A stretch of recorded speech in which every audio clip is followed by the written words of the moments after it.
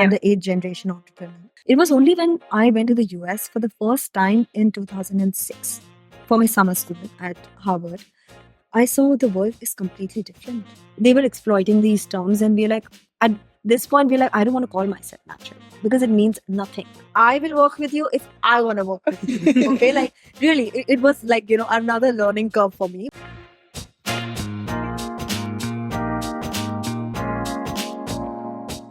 Hello, everyone. Welcome to the Breaking Uneven podcast. We love to talk shop, uncover the beauty of failures, and play a few games. Today, we have with us Jagriti Choudhary, the co-founder of SkinYoga, an angel investor, and an advisor to women entrepreneurs. So, how are you doing today? I'm good. Thank you for having me. I'm really excited, and I was looking forward to this for a very long time. I'm glad, we're finally doing this. Yes. Jagriti, you completed your master's degree in accounting and finance from London School of Economics and Political Science, and then your MBA from Babson. In between, you worked as a business analyst at MEMC Electronics Materials, and then post your MBA, you started SkinYoga with your sisters. So, have you missed anything from your journey so far? Yeah, I think, these are the only things that I could probably put on my LinkedIn. But I think, my journey professionally has been much longer than this. Okay. And also education wise. So I've studied in multiple schools, 14 schools in total. Wow. And I have 3 master's degrees. 2 you've already covered, but 1 more in postgraduate diploma in investments and financial analysis before I went to LSE. So I used to love studying. I speak 7 languages. And I started SkinYoga with my sisters after I was back from Babson. And yeah, I think, but a lot of things in between, which I think will come up once we go ahead. Yes, exciting. 7 languages, that's like a lot and incredible. Yeah. And 14 schools, like, I don't know. Can you list all the 14? Like, that's so Yeah, many. I did. I think I did a couple of times because my daughter wanted to know Yeah. what I studied. And, that's when I was like counting. I was like, oh my God, it's actually 14. That's insane. All in the same city, or did you like move around? Different. So I was born in Calcutta, and then my parents moved to Ahmedabad, and then I went abroad to study, and then even in Ahmedabad, they're like, no, this is a better school that you go to. So from a state board, I went to an international school, and then an experimental school. Oh wow! So you've done all the different systems. Yeah, absolutely. Yeah. Oh, nice. Okay. Given that SkinYoga is what has brought you here, we want to play a quick little game with you. So this game is called the Twitter Pitch Challenge, and Twitter is known for its 280 character limit on every tweet, which sometimes makes it a little difficult to convey your thoughts. It takes about 20 seconds to speak 280 characters, and that's your challenge, to explain to us SkinYoga in 20 seconds. But it's not that easy. It's not that easy. You also need to use 1 emoji and 1 hashtag. Wow. You have a world of emojis to use with SkinYoga. There are quite a few options. Yeah. Okay. But you don't have that much time to think. So yeah. If you're ready, we'll start the timer. So 3, 2, 1, go. If nothing's worked for you for your skin and hair, come to us. Hashtag SkinYoga. Hashtag no product requirement. Hashtag no brand endorsement. And emoji is a glass of water. Wow, 15 seconds. That was very, very well done. Yeah. Yeah, I like how you didn't really promote your brand, but said okay, if you have a problem, come to us, versus what your brand. I don't think anyone's done that before. So that's interesting. Well, not so succinctly. Yeah. Yeah. Sorry. Also skin and hair. Yeah. Because I would love to come and figure out what to do about my hair. I think it's very good. What do you need to do? I think you have very good skin and very good hair. Skin, I know I'm fine. Yeah. Okay. But my hair is all over. Oh, you want I need more hair. Yeah. Rosemary oil. I've told you this before. I don't do anything to my hair. No shampoo, no oil. No shampoo? No. That's good actually. No shampoo is very good. It was a tip that my grandfather gave me. He said, and he didn't have hair, but he said that a lot of people he knew tried that and it really worked for them. Yeah. It has worked for me. My hair has become better since I stopped using shampoo. Yeah. But yeah. So in the last 10 years that, we've met people and customers and, we've noticed their skin and hair. People who have the best skin and hair are the people who do not use any. Yeah. Yeah. like no Like creams. I'm like, what do you use? minimal. I'm like, they're like, nothing. I'm like, something you must be using. And they're like, nothing. And, we're blown away, like, Yeah. with the skin they have and the hair they have. So, yeah. And that's what we do now at Skin Yoga.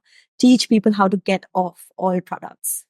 Interesting. Yeah. Because I feel like clearly people could do it before all of these products came. Yeah. So it's like, okay, how to use minimal products to get, like, I think some people need it even in terms of like, if they have like cystic acne or whatever, like you need something to help you. But if you don't, then like, don't spoil it till it's needed. Like, I think it's about, like, for me, like with skin, my mindset has always been that the skin has its own immune system, much like your body. Yeah. And so the more products you use, the more you're ruining that immune system. Absolutely. And for some reason, for me, this mindset never came to the Yeah. hair. And then when my grandfather told me, I was like, oh yeah, that Makes sense. makes Yeah, sense. I'm just like, you know what, forget everything. And I never take medicine either. I try to avoid it as much as Same. possible. Yeah. Yeah. No, fair enough. But yeah, before I guess we delve deeper into skin yoga, you went to LSE and so did we. So yeah, how was your experience overall? Did you enjoy it? I loved it. I wanted to go to LSE for my undergrad, but I couldn't. And finally, when I was going for my postgrad, I was really excited. And I was going with my two other friends from college. So, it was not like, I was going alone and what will happen. I was really excited for the experience. And once I was in LSE, I spent majority time in the library.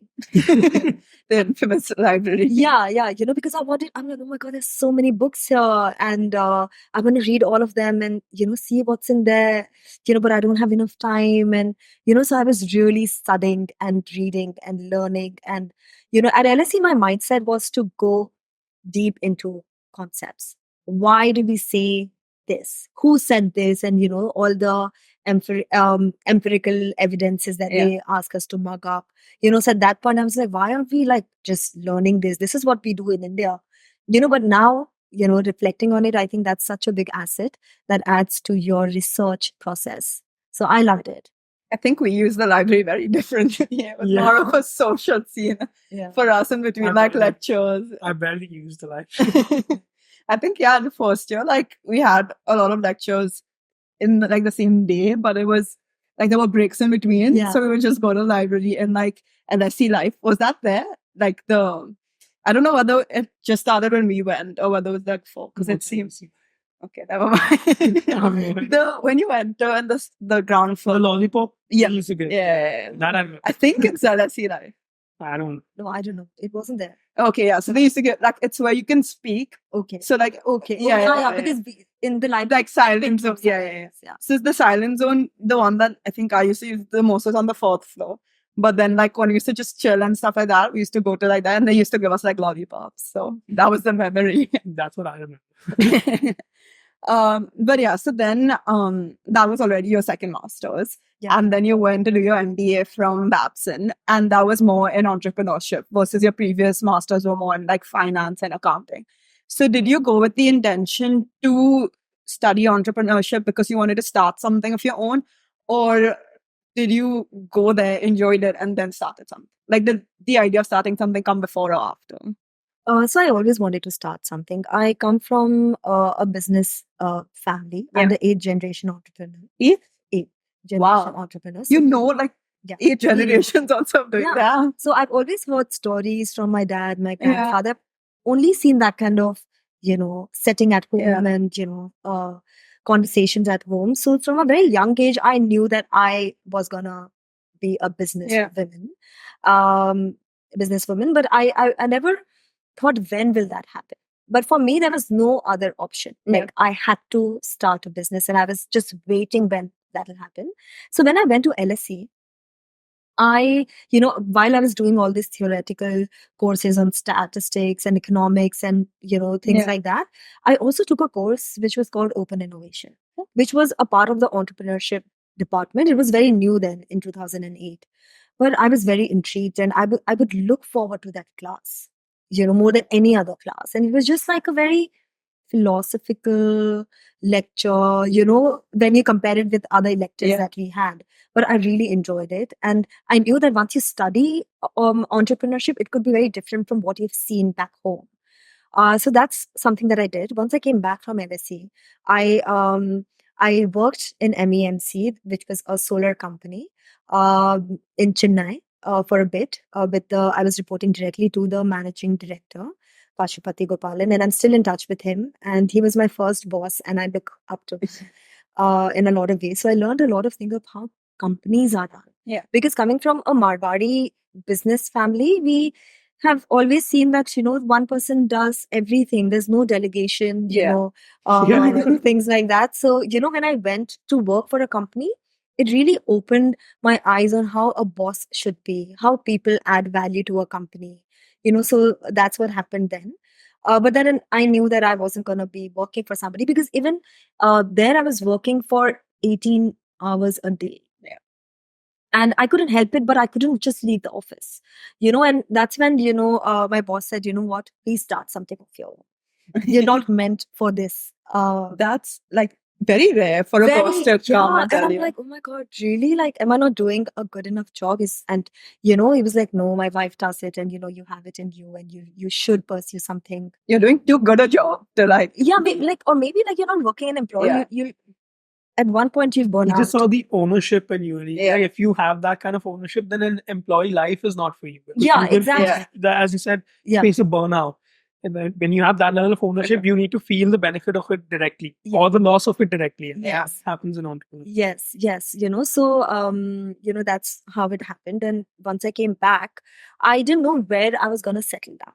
Okay, so from a Marwari family, I'm the second sister. The elder sister was like, I'm chilling, I'm not going to settle down now. And they're like, first the elder gets married and then the second one gets married.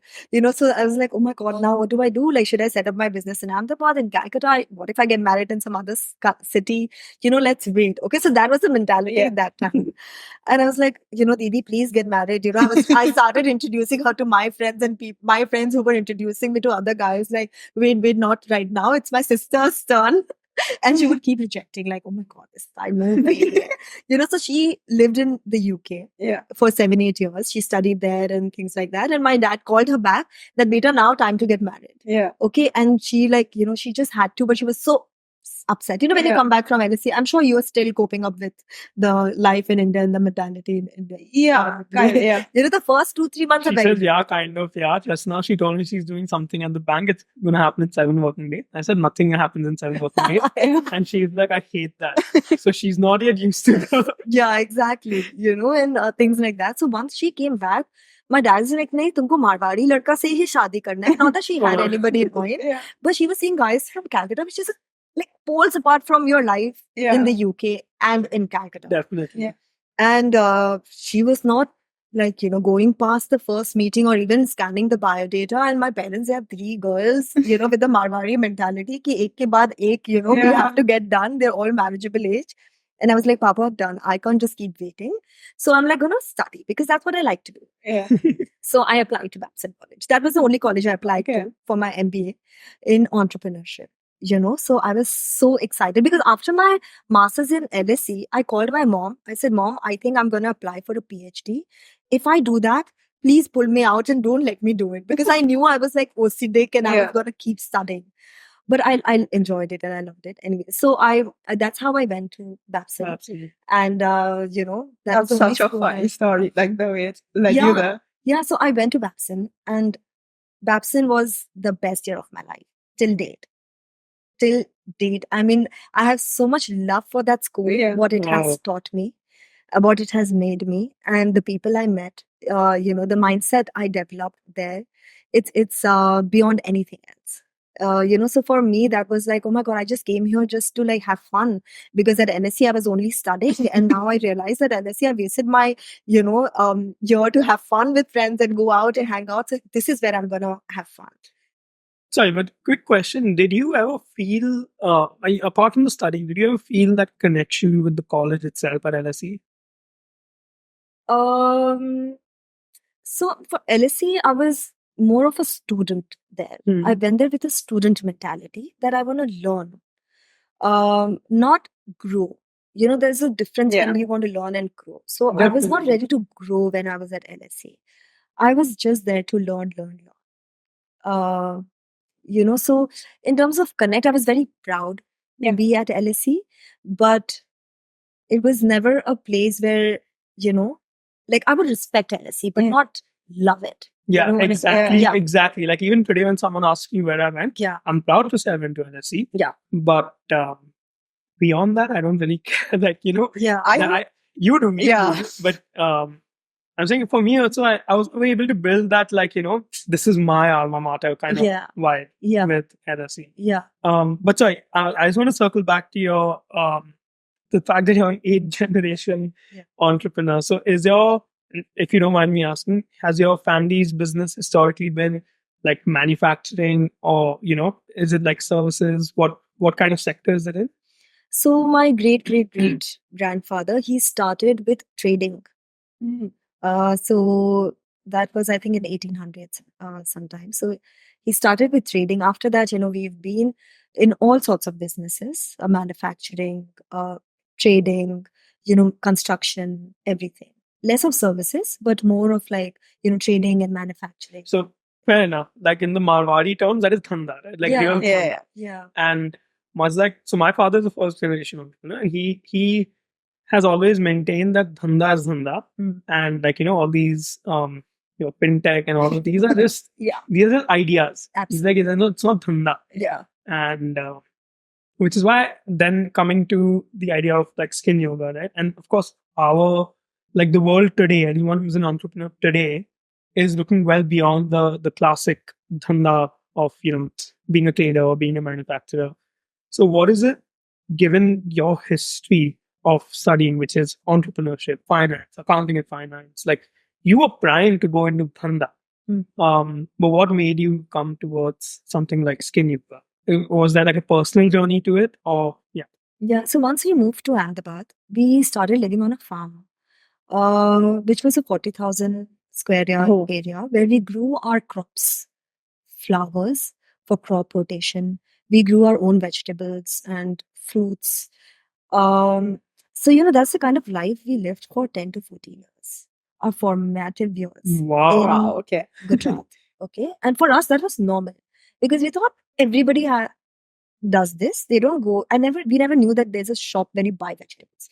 You want vegetables, you ask somebody to pluck it from the garden. What a life, though. Yeah, so we were in that bubble. First of all, it was really outskirts of the city. So we barely had any friends. We would play with our staff kids and, people who would come and, we were like, kids.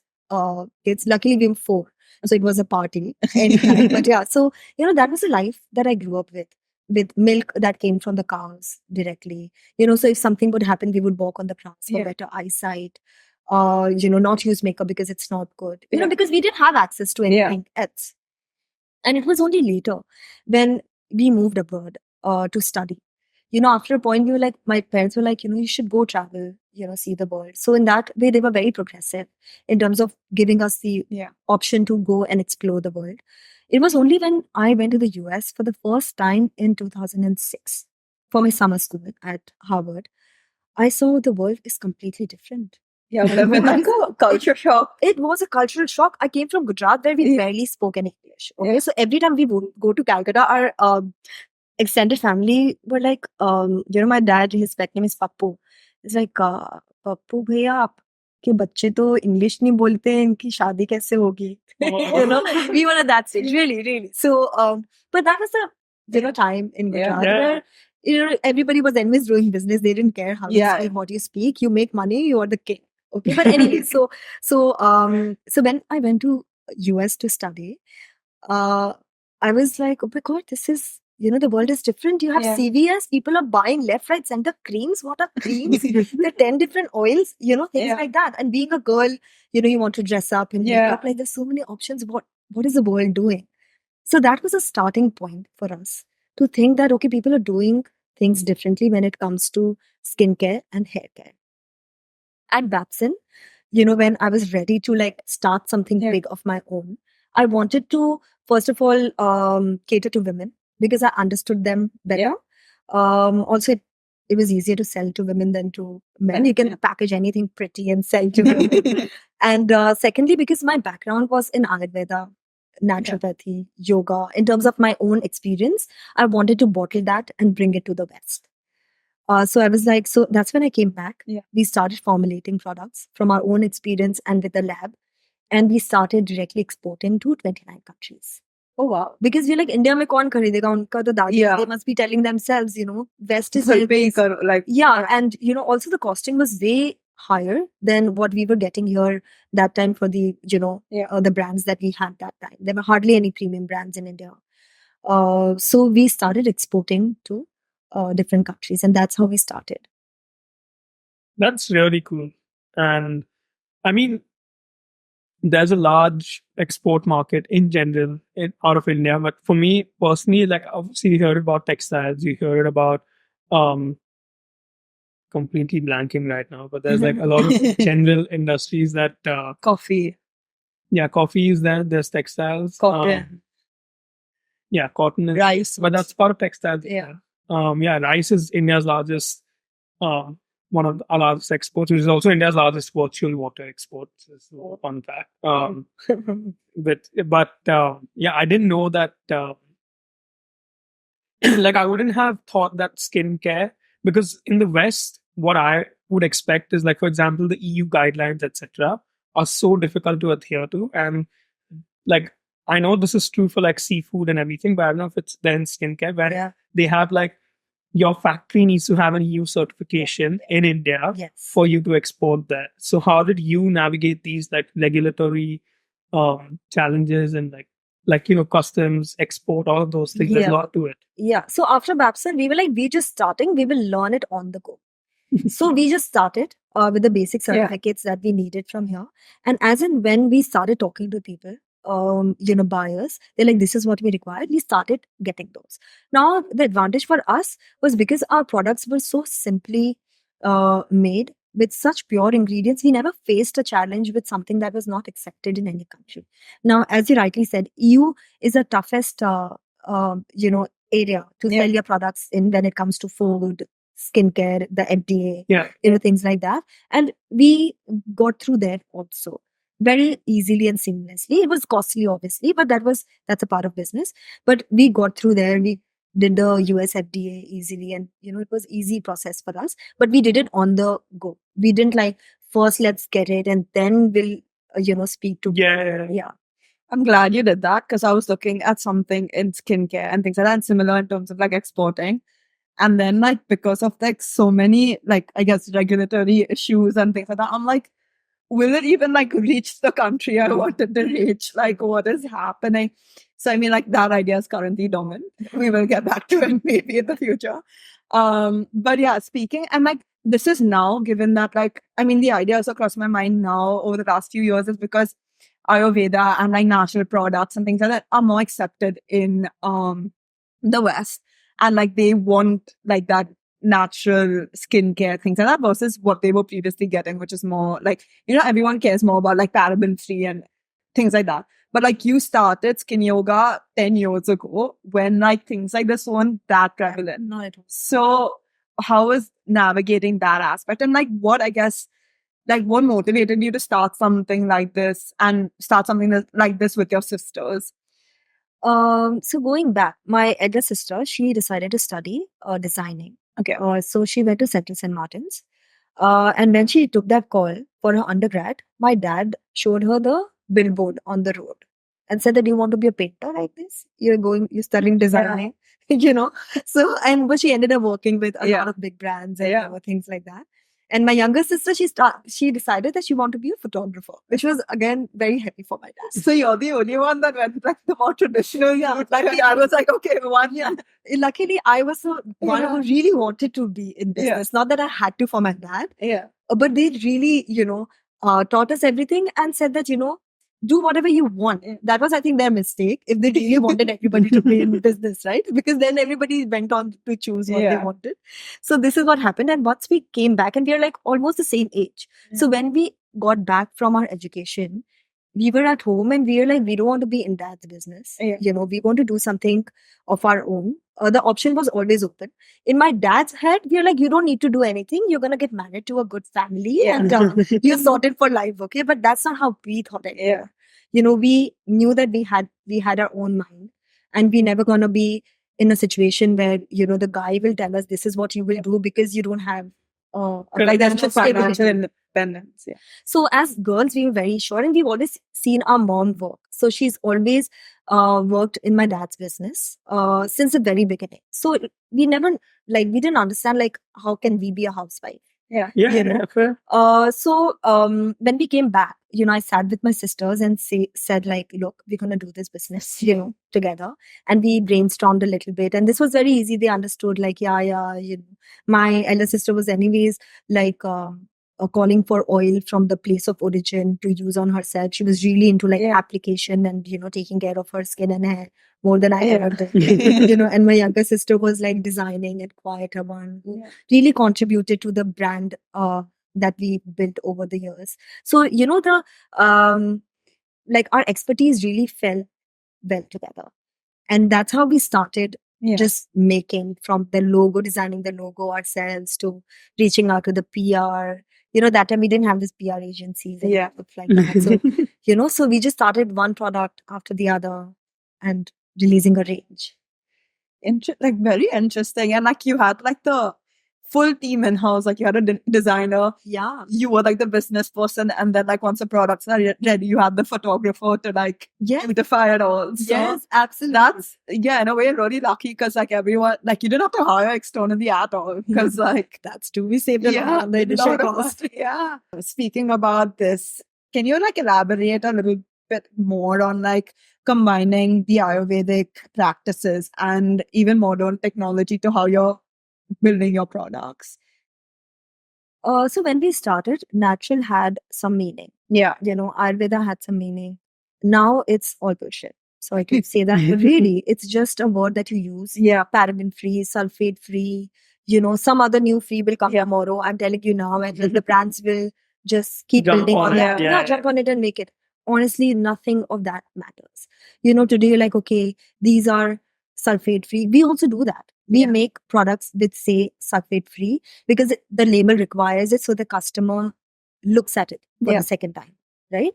But anyways, when we started, we had the products which were edible grade products. Yeah. We still have those range, by the way. So these are the products that you can eat, because if you can't eat it, you should not put it on your body.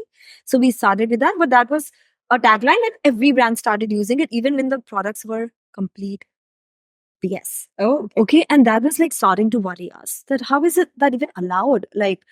How are people still in business? But people are in business because, there are other ways to be in business, and they were exploiting these terms. And we're at this point, we're I don't want to call myself natural because it means nothing.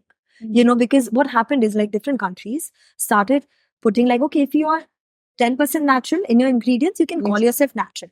In India, if you're say 1% natural, you can call yourself natural. If you're 90% natural, you can call yourself natural. So it was across this entire region. Sorry, can I just interrupt you? I had this conversation recently with my sister where she mentioned something on natural. And my point to her was, what in this world is not natural? There's nothing. Even carbon monoxide is still natural. Anything that exists is natural because we are also all part of nature. So if we do something, if we create something, it's still natural. So that word actually too technical. I know, but I'm saying that just that thought means that natural doesn't mean anything. It kind of circles back to the same thing, is that you can justify anything to mean natural. Yeah. So in terms but I of think her point of view is people would put 90% of chemicals, which is not natural, but still call it natural. Correct. I get what you mean. I'm saying it's the same, all of these terms in different ways have been adulterated. If you take organic, if you take natural. The recent thing with tomato and pure veg. Pure is something that comes from there are tales of it coming from religious reasons, and then there's also the fact that no, it was just created in India because egg abroad is counted as veg. In India, you use pure veg to say it doesn't have egg either. So there's so many stories around each of these terms that it comes back to the point that none of them actually mean anything anymore, at least from a branding perspective. Yes. But when you're a brand, you need to speak the customer's language. It's a different thing what your brand stands for, but the language has to be something that the customer understands. So if the customer today understands natural, brands will put natural. Okay. Because you can be rebellious and not put it, but then it hurts your own brand because it's and it's not helping. Educate. Too costly. More than that, I mean, it's gonna change, and this is what it is. Yeah. But yeah. Today, that's the word. Definitely. Yeah. No, I don't want to. We don't don't want to. call Oh, because yeah. they are Oh, okay. natural, and Yeah. then we say 100% natural, which again is exploited. Sorry. Like you can just call anything. So we Yeah. don't go on that branding thing. Okay. Yeah. So, after doing all these changes in the brand and the labeling and things like that, we realized, look, you can't be in this race of labeling your products right, but there has to be a better way in the skincare and beauty industry, which is globally a $225 billion industry, where and growing. Yeah. You need to really have the right offering for the people. And that's how, like during COVID, we're like, you know what? We're gonna teach people how to make their own skincare and hair care and take care of their own skin and hair without buying any. And like, how as a brand, like if you don't sell your products, Yeah. how are you gonna make money? I mean, are we going into charity? I'm like, no.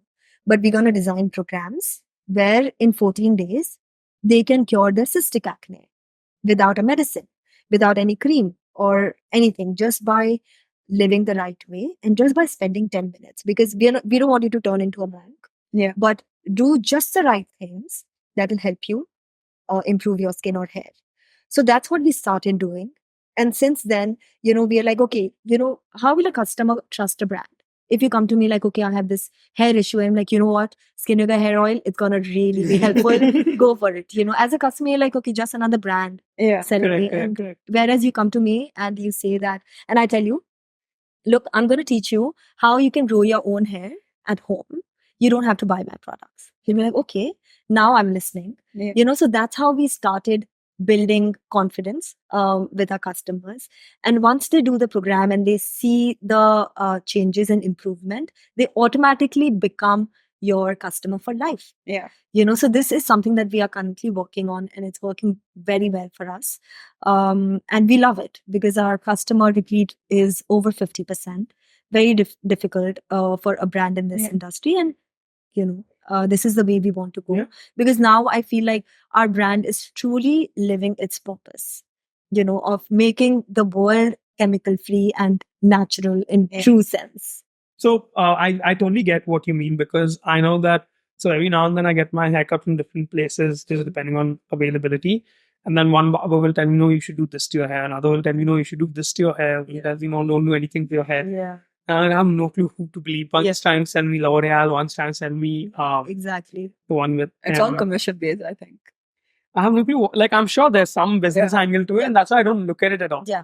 And even in your Twitter pitch, when you said that, there's no product or anything, just come naturally fix it. I'm like, yeah, that's something I want to try. I know that, like, there are ways to get to work with your hair, work with your skin that don't require all these random chemicals. Try the program and we can show the before and after. Yeah, I mean, I will try the program. Yeah. I don't know what before and after. Apart from SkinYoga, you're also an angel investor. And in today's world, especially in India, it is great to be an angel investor because you're spoiled for choice. But what is your process? For example, other communities you're part of, how do the deals come to you? And then what is something that makes you say yes? So the companies that I've invested in, are the people I already knew, in social capacity, or, even as friends, or even on just, I follow them on LinkedIn and I see that how they're building, how they talk, what, the vibe that I get from the founder. And that's how I just take a plunge and then I invest in them. Interesting. So It's you more reach out then more often than the other way? No, it's 50-50. 50-50. Yeah, Okay. yeah. But I also go and say that, look, I want to invest in your company. And then Have you ever thought of joining like Mumbai Angels Network or any of these? Not communities? yet. I've just recently started. Yeah. Don't join these. Yeah, really. Why? I've been part of the Mumbai Angels Network for quite a while now. There's very little filtering they do at their end. So they just bring you a whole bunch of deals. Yeah. And then you realize every week you're sifting through like 20 companies on your own. And then that's like a full-time job. And it's impossible. And like, I remember Purple Style Labs, which is the holding company of Purnia's Pop-Up Shop, was one of the companies that came through this network. Okay. And I was like, okay, this is something that I do want to invest in. I want to invest at least 4 ticket sizes, not just the minimum ticket size. And because there were quite a few people in the network who wanted to invest in everything, it just became so complex a process. And then they ended up closing the deal in terms of like lottery allocation or something. And so it's just like all messed up. Like there's no direct connect with the founder. It's just that if out of the 10,000 people they have, when 1,000 people say that, I want to speak to this founder, they then start to amp it up, pump and dump kind of thing. These communities are down like 50 in my opinion. Yeah. Could be. But yeah, that's not like what I do full time. I invest because I want to support these founders. Exactly. You want that connect. You want to feel that this company is going to do something. That's fair enough. Yeah, I guess you also like mentor a lot of like women or to somewhat of a capacity become an advisor to them. So how has that journey been? Has it also helped you in your own business sense, like either building your leadership skills or like has it helped SkinYoga also in any other way? So currently I'm the only person looking after SkinYoga India. And this has happened the last 2 years. Where I'm doing it single-handedly. And in that process I really realized what I want from this one life that I have. And I think it's very important for me to give back. Because that really keeps me grounded and humbled, which is something that I was not when I started the business. I had a chip on my shoulder. And I'm like, I will work with you if I want to work with you. Okay. Like really, it was like, another learning curve for me. But yeah, I've come a long way. And now I think if I want to do business, I want to give back to people that I can. And if I get that opportunity, I'm very lucky. So by doing this, by mentoring other women founders, people who are just starting off, even if I can make one small connection for them or, help them in any way, just saying that, what, I'm there, don't worry, just go for it. And they do it, I feel like, oh my God, my day's been so good. I think I don't need to do anything. Oh my God, mentor me. Anything, when people want, and I feel like, okay, this person might not everybody asks, it's not easy to ask for a lot of people, but if ever I find that, okay, I go out of my way and I do something for them, and that gives me joy. And, somehow I just feel that the more I give, the more I get. And it's true. It's really, really true. And it's working for me. So I just look for chances that I can give. No, fair enough. I think there's, some level of karmic energy to it. All levels of karmic energy, energy in it. So I guess, if there's anyone that is an aspiring entrepreneur, what advice would you give them? So I would say that, in today's time, if you want to be an entrepreneur, there has to be 3 things that you must focus on. One is purpose. The reason why you're starting. What is a purpose? What do you want out of it? Is it like a 2-year thing for you to just make money and get out? Is it something that you want to build for your children, the planet? The purpose has to be very crystal clear. Second is passion. You need to be passionate about it. If we're recording this podcast today, there has to be a passion that, oh my God, I love to meet new people, and I want to build on this, because only then you can go on a 10-year journey. Whether it works or not, doesn't. That's how I think we are still in the game, because we are doing it out of passion. A lot of brands have gone, past us and become such big names, our friends. And if we were not doing it out of passion, we would have shut shop. So it's very important to have that passion. So you wake up in the morning with passion, going to work, and not taking out the frustration on your family and friends of not doing well. And third is profit. I think it's very important, at least for me, to have some gain. So you need to monetize your business. So I think these 3 things. I think the third point is very important in this day and age, because I think, again, generationally in India, especially, like a lot of it is just business. It's like, okay, how do you make money? But like in the broader world right now, a lot of times the whole raising money and funds is glamorized. So they don't necessarily always focus on profit. So again, it really depends on your business model and the kind of business you are. But I think I like how over multiple episodes we come back to the idea of like profit and like how important that is. Yeah, so when we were building in the middle where there was Yeah. like a big boom in this industry, a lot of brands, and still they are burning money. Yeah. And I never understand that concept. Yeah. My dad never let me understand how can you make loss and do business? We don't want to do that. If you're Yeah. saving too for, I mean, obviously, like it depends. Like, those people, Yeah. somehow they've made a bigger business. But like for me, it's very important that every transaction has to be profitable. So I'm not about acquiring customers, spending money, Yeah. so that's the advice I would give to the entrepreneurs if they want to start, that you should be cash flow positive. No, 100%. Let's go on to our next game. So this one's called Two Truths and a Lie. The idea is that you would give us three statements, out of which two of them are true and one of them is a lie. It can be challenges, achievements. It can be something personal about you. It can be about your company, anything. Once you've given us the three statements, we have to then guess which one is a lie. Three statements. Number one, I speak 7 languages. Number two, We know that if you want to change Yeah, that. no, maybe it's easy for you, but I Okay. think let's see. And number two is I'm a national basketball player. And number three, I run marathon. I'm a marathon runner. Okay. I'm going to say the lie is the second one, that she's a national basketball player.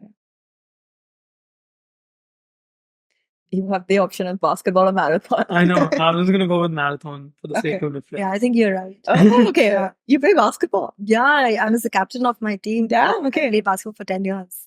Yeah, don't go on my height. It wasn't the height.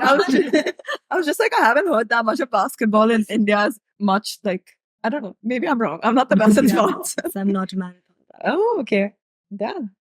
Very cool. Yeah, so our next game is red flags. We're going to give you 3 hypothetical situations from which 2 things are going good and 1 thing is not good, which is the red flag. We've adapted these situations for SkinYoga and yourself. And you have to assume that these statements are true and then select a situation you would rather be in. So situation 1, SkinYoga's products are gaining immense popularity in international markets. SkinYoga has secured partnerships with major retailers to expand distribution channels globally. But recently, a lot of customers have reported delays in receiving their orders, leading to dissatisfaction and negative reviews. Situation 2, SkinYoga has established partnerships with renowned skincare experts and influencers for product endorsements and collaboration. You have been invited to speak at prestigious beauty and wellness conferences to share SkinYoga's success story. But in your internal data analysis reveals declining customer retention rates and a lack of brand loyalty, indicating potential issues with product satisfaction and customer experience. And the last situation, SkinYoga has won multiple awards for its innovative formulation and effective skincare products. SkinYoga has successfully raised substantial funding from investors to fuel the brand's expansion plans. But there are a lot of internal disputes amongst you and your sisters affecting decision-making processes and potentially hindering future growth opportunities. So these are your 3 situations. And you have to guess which one you would rather be in. So this the second one, the brand declining customer retention, is for SkinYoga or overall industry? SkinYoga. Okay. So yeah, I've already been in number 3. I think, but I would rather be in number 1. Okay. Yeah. Yeah.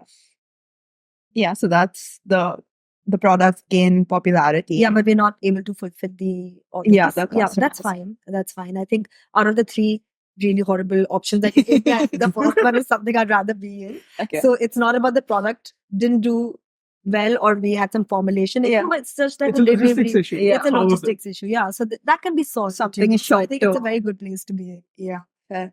So yeah, your decision, I guess, was more to do with like the red flag that you can deal with versus Yes. the green. Yeah. I think it also comes from the fact that your entire mindset towards your business is building long-term CLTV, right? Like once your customers with you, they're with you. Yes. So like one bad delay and that, like for example, this brand comes up on the podcast a lot, but there's this t-shirt brand called the March Tea. Okay. And it's been one of my favorite brands for the longest time. I love the way they do things. Okay. And recently, on March 5th, I ordered something from them. They said it'll take 14 days to come. Okay. And on 22nd, they emailed me saying that, hey, there's a delay. And I responded saying, no problem. Because I don't care. Yeah. It's fine. Yeah. I love the brand so much. Like, yeah, take 10 more days to sell it. And I got it yesterday. Okay. And even then, I was so excited. I have like a bunch of stuff from them. But even then, I was like, every time I get something, I'm so excited to open it. So I think it's kind of like similar with you. Like, take it. Your customer will be like, one delay doesn't. Yeah. But there are negative reviews, so it matters to some people. There are. I So, mean, even till there's date, always- like women get really pissed off because their cream did not reach them on Yeah. time, even till date. Actually, that's true because for example, like I can wear my t-shirt 10 days later. Like, I can't not put cream for 10 days. Like, I'm sure you're if not it's running on the possible- gas. Yeah, it's not a food. Yeah. But still, like, No. it's service. Now you need to deliver. But if that's the It's really situation it different. is, I mean, what we do is sometimes we make it free, or next we give them some coupon code Yeah. that they can use and feel better about it. And obviously we apologize. Yeah. We don't say that, come on, this is not the end of your work. Even though you really want to. Yeah, like I'm like, okay, but Yeah. like we're still very grateful that you've given your hard-earned money to Yeah. our brand, and we understand, and then we go back to our team and say that, look, it can't be like this, and then we deal with our logistics partner and say that, guys, like, really, what is this? But there's so much load on the Indian e-com industry that these people are not able to fulfill all. Yes. Yeah. In fact, I think the biggest difference with my recent experience was that I've had orders delayed in the past. Generally, there are two ways that it happens. One is just delayed and you have no clue it's delayed. You're expecting it to come today, you're busy in your life, you don't realize tomorrow you wake up, you're like, oh yeah, that never came, and then you get angry. Yes. The second thing is you get an email from a ship rocket or from a delivery Yes. saying, looks like your order is delayed. Yeah. And that's it. Yeah. So again, you get angry. Why is my order delayed? Yeah. In the case of March, someone from their marketing team or the CRM team emailed me saying, hey, Anuj, this is what's happening. It's a little delayed, but we expect it to reach by this. I'm like, that's fine. That's something that I should probably do. I've learned something new today. It's that makes all the difference because one, now you're talking to a human, not a bloody email from some weird backend system. Yeah. And did they own their fault? And they say that, exactly. Okay, I feel like it's communication It's for almost- sure. Yeah. Because if it's not, like, I would get pissed off. And the thing in India, the biggest fear that any of us have It's scam. is not like, scams, but also you don't want to get stuck talking to because you're seeing Customer human care. interaction. Yeah. You don't a bot exactly. You don't want to be stuck talking to the bot or chat with me and tell me your problem. I don't want to chat. Yeah, with you. please don't Can I talk call like someone and exactly. fix that? Yeah. Like that's the mindset that Because they never, like, get it. Just go round. Tech doesn't work. Yeah, the it tech doesn't work. Like in the UK, Yeah. chatbot, you go put this, Yeah. that. In half an hour, you get an email saying, okay, this is what's happening. Your ticket has been raised, this, that. Here you chat and everything, and then you're stuck in some loop on the chat. I feel like every problem also people face is so different from what they've, like, registered in their log that it's like, okay, it's not going to help. Like recently, so I called some customer care and they were like, oh, put your account number or whatever. Every time I put my account number, they cut the call. They're like, we can't help you, email us. I was like, are you kidding? So then I said, I don't know my customer, like, whatever account number, so I can speak to a human. And then I was like, what is this? Like, every time Like, they would transfer in my hand. Yeah. Best is like, I will take your complaint. I will write the number. And then they're like so sweet, like on customer, that trained like that is gonna be like, I'm so sorry, ma'am, this, that. And I was like, No, you're I lucky. don't You're lucky. They when I speak, sometimes they're not even sorry. They're like, Oh, really? Like, when recent experience, it's like the people were very nice, but I didn't get to them on the end. Like, it was like so annoying. But yeah. Human interaction is so necessary. All right, let's move on to our last game. This one's rapid fire, self-explanatory, quick, short answers. How many days of leave have you taken in the last year? So I'm still working when I'm on vacation, but officially on paper, maybe 7. Oh, that's quite a few. If you're still working on vacation, 7 is quite a few. Yeah, I work Tap it up. every day. What has been your proudest moment with SkinYoga? So many, actually. Choose one. Yeah, I think, when our 8-episode series was shown on Tata Sky. Yeah. Very cool. What is the one time you felt like you let SkinYoga down? Let's can you go down? If you haven't felt it, that can be your answer. Yeah. That's okay. Yeah, but no, but I'm thinking, I'm sure. Like, because when you work with your sister, there's always somebody doing something wrong. So I'm thinking, where is it that I could have done, Maybe taken you a have to ask this question to your sisters then. yeah, I know. But I think, once we were, my team, they wanted to exhibit at a event in Saudi Arabia, and I was completely against it. But I think if we had done it, it would be good for our business. But, I did not support that at all. So probably that. Interesting. What is the scrappiest thing you've done to build your business? Yeah, okay. I'll say something that's allowed. I think for me, I've just started doing that. I've just like earlier I was too embarrassed to do anything like this, because I'm like, I'm the brand owner. Like I don't do shit like that. But I'm like chuck it, like I will do anything that needs to take the brand up. So recently I've started wearing SkinYoga t-shirts for all my flights. I'm like airport guys, I'm the working brand branding billboard. So that's what I started to do. But obviously initially I was uncomfortable. But then I think, I've had the same thought. We had this one bedsheet brand that we're working on. And I was like, you know what? What if I just get the logo made in vinyl really big and paste it on my car? Yeah. Because I drive, like my drive is from Bandra to Lower Parade, which is like decent crowds, right? And and it's a luxury brand. And I'm always surrounded by Mercedes and Audis and BMWs. I'm like, let them see my logo. Now, what do I care? Like, I don't care about my car looking all pristine. I might as well slap on the logo on all four sides and let people wonder what it is. Yeah. Maybe did you get it? Huh? Yeah. No. We put the brand on a pause because we're like relaunching soon. But I will be doing it. On launch day, do it. Well, it's a non-going. It'll be there till I have the car. So Yeah. But I'm saying on launch day, like, get it done. Yeah. So send me a picture when you do. I think that'll be like a motivation for me to like do it for all my family cars. Like everybody like paste it. Exactly. Yeah. And then maybe we should get a t-shirt with like breaking uneven with the QR code and everyone. Like, yeah.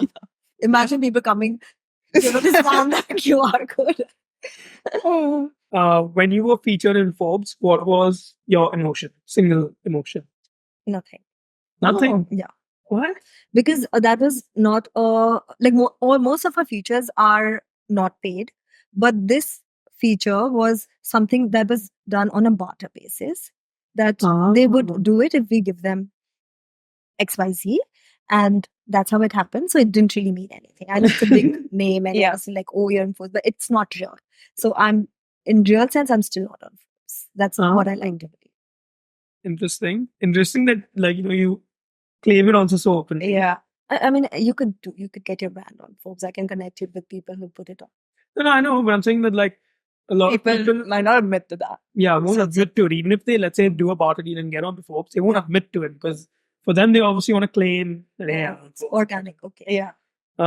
What is the weirdest place from where you work? I think I was also working when I delivered my baby from the hospital. So I think it was not really needed. That is probably the top answer we've had so far. No, a lot of women I've seen, I'm like, oh, they also did it? Like, silly.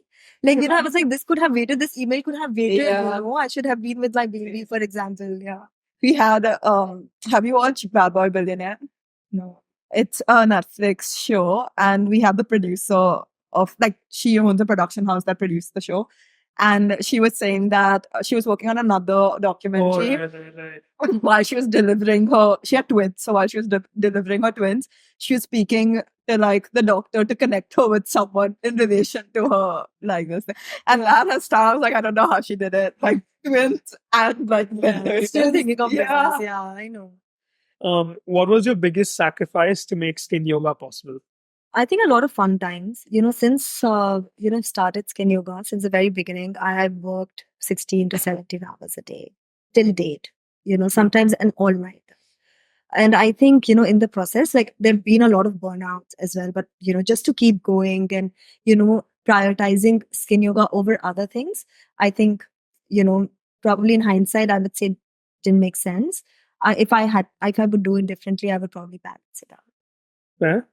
What was an oh shit moment for you? Not related to SkinYoga, but I think when I came on the Netflix series for my friend, the Indian Matchmaking, I was oh my God, really? And then we were like, Ravini, we saw you on Netflix. I'm like, you watched the show? Oh shit, I wish I did better makeup. So yeah. I did stalk you yesterday and I saw that and I forgot. But yeah, you can tell us more about your experience after that happened. What was your emotion when you first fired someone? So I felt really bad. Okay. But then I remembered how we fired people in the company. Okay. So the HR, like when I worked Yeah. there, the HR, how they fired people.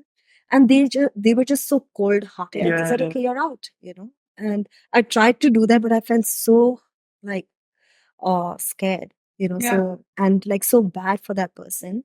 And I remember for the next 2 months, I kept passing her number to my friends if they wanted to hire her Yeah. or something. But that was out of guilt, so yeah, that's what I felt. What did you do with your first profit? I gave it a Oh, Very sweet. Do you prefer books or podcasts? books. iPad or notebook? No. Are you a morning person or a night owl? Morning, And what's your favorite social media? Instagram.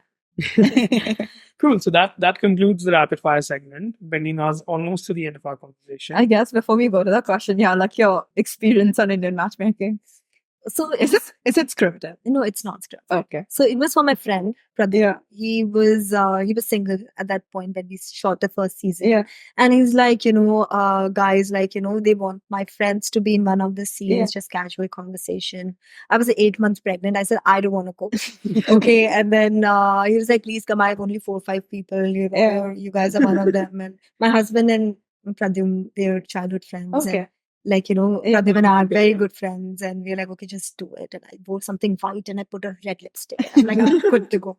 This is how I'm going. Okay. Anyways, like, because we were meeting at a bar, Yeah. I couldn't drink anything. Yeah. I was sitting with a fresh lime there. It's so Yeah. boring. I never thought that it would become so big. Yeah. Right? So I'm chit chatting, and Yeah. came back. And then when it was aired, I was like, oh my God, I'm famous. That's insane. Oh my God. But it's good to know it's not scripted. Sometimes I feel, have you watched that? What, Indian math? Yeah. I like it. I don't know what It's fun. I don't think it sheds like the best light on Indian arranged marriages, but it's entertainment. Like some of the people there, like the way they speak is not the best, but like, it's full entertainment. And like Seema Tapare, like the matchmaker. Seema Aunty. Yeah, she has gone to LSE so many times because I do not know. So I like follow the LSE India Society or whatever, and like over the last year, I think they've had like 3 collaborations with her and like then KCL India Society and like the 100 other colleges. They all come together and like I think she's on world tour. Oh, maybe is there also like. She For had example, the there's last this season. concept thing that ISB is India's matchmaking service. Yeah. Yeah. But that's the thing for any MBA. What do you mean, ISB? Like MBA? Yeah. Yeah. Like a lot of people do MBA to find my sister someone. went to ISB. Yeah. She didn't find her husband there, but there were like 4 or 5 marriages that happened through that batch in her year. Just in that batch.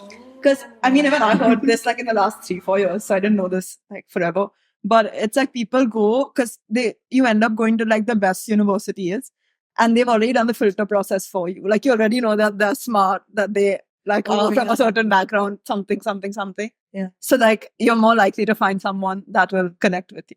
That makes sense. You know what? I found my husband by doing my MBA. Oh, see, it was not the plan, and like marrying a Gujarati was out of question. Okay, for a Marwari family. Yeah. Okay, and I was like, he's a Gujarati, and he's younger to me. Yeah. He's 3.5 years young. Oh, damn. Okay. And I'm like, Deepika, I found a guy for you. He's really good looking, and don't worry, maybe he's like, I sent like your and sister? she's like, you, yeah. Oh. She's like, you. I'm like, oh, okay, whatever. Yeah. And then we just became friends, and we fell in love, and that's how it happened. Yeah. But MBA, but I know other friends, like my friend Mayur, he came to Babson to find his wife. Yeah. And because he was so like, wife, oh, she could be my wife. This one could be my wife. You could be my wife. This American. I'm like, Mayur, it's not happening. Yeah. But, he was so like at it towards the end because his mom was also sending his biodata. He ended up finalizing the girl during his MBA. Yeah. And I think it's also like around that age is when you're looking for someone as well. So you're like more actively this thing. But I've heard like a lot of people like find the people that they're gonna marry at MBA because like why the screening process. Yeah, make it easier for your parents. Yeah. Anyone looking for something? But So we're almost at the end of our conversation, but there's one thing we do at the end, which is we ask each of our guests to ask our next guest a question.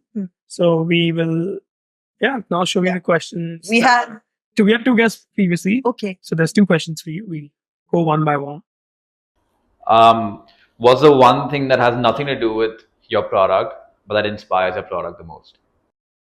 Yeah, I think the one thing that doesn't have much to do with my products, but really inspired, well, the product is my childhood, growing up on a farm, because that's when I truly experienced the beauty of nature and the purity. And then I was like, okay, like how can I bring this emotion to my product and the brand? That's cool. Yeah, I think like given that not everyone has the ability. No, but that was yeah. I'd like to ask, would you do it all by yourself or would you get a co-founder? So if you had a chance to do it again, would you still co-found with your sisters or would you do it by yourself? Well, I'm supposed to be the bold one in the family. I think, okay, if I were to do it again, I would probably do it by myself. Just because it makes the decision-making process a lot more faster.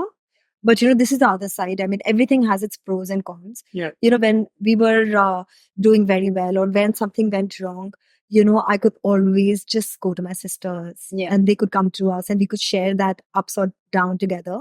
And that's priceless, right? But at the same time, when we had to decide something, it would take a very long time. So you're like, okay, the border needs to be black. The other is like, no, it needs to be red. So those small things took a lot of time. But I think if I did it again and still kept my close ones or dear ones, with the business associated in some way, I think I would do that.